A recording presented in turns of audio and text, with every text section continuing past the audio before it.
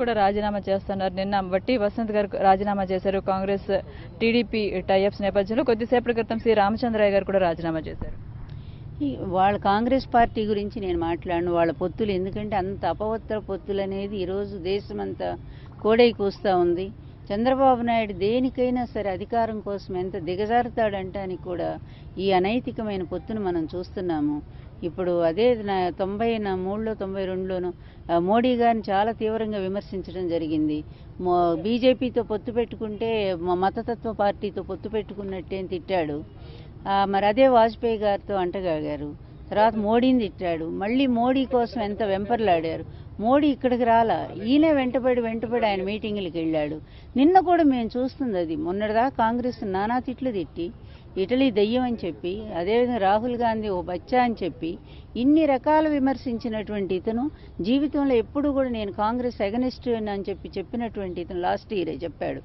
చెప్పి ఆంధ్రప్రదేశ్ ఎన్నికల మీద ఉందంటారా? అన్నిటినీ మించి తను ఎట్లన్నా పోని, తన ఈ పార్టీని వదిలేసి వెళ్ళిపో, మాకేం బాధ లేదు.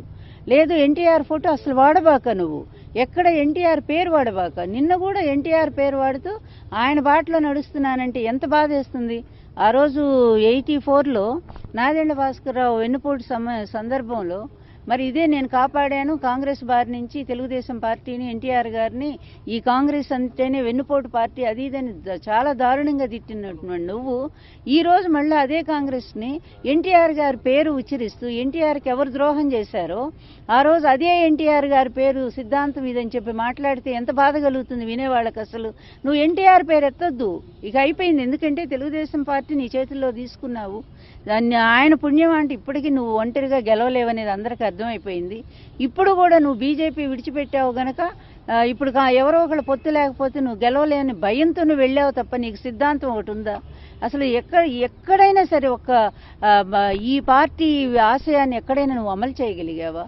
అతి దారుణంగా నువ్వు తెలుగుదేశం పార్టీని చేతిలో కీలుబొమ్మలాగా మార్చుకొని ఒక అవినీతి పుట్టగా మరి అదేవిధంగా అక్రమాల అడ్డాగా మార్చుకున్నటువంటి నువ్వు తెలుగుదేశం పార్టీని నీకు పావులాగా వాడుకుంటున్నావు తప్ప ఆ పార్టీ విలువలను ఎప్పుడైనా కాపాడావా?